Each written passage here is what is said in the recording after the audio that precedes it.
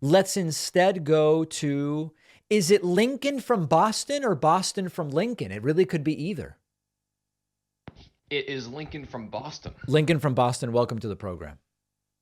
It's great to be here. I wanted to ask you about the 2024 election.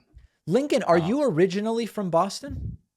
I was born in Massachusetts, about like 25 minutes south of Boston, but yes. Interesting, because I detected a very slight, like almost like a Canadian accent there.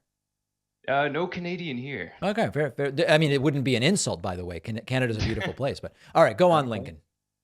Well, so it is my understanding that in 2020, when Joe Biden and the Democratic Party won the presidential election, Okay.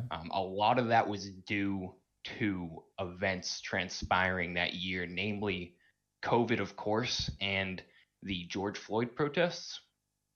And I'm worried in 2024, unfortunately, it's awful to say this, but Yeah. if there isn't major events like that take place, I'm worried the Democratic Party won't have that fuel to win.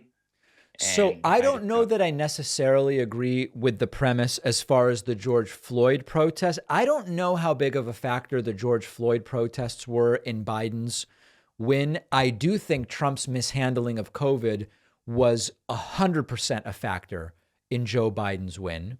But I generally agree with your conclusion, which is you're worried about Biden's ability to win in 24. And here's my view on that. It's much, how can I say this? You're at an advantage in terms of how you can campaign if you're not currently in power. And so even though we know that Trump accomplished nothing of value while he was president, we know that Trump made all sorts of promises that he could never possibly keep.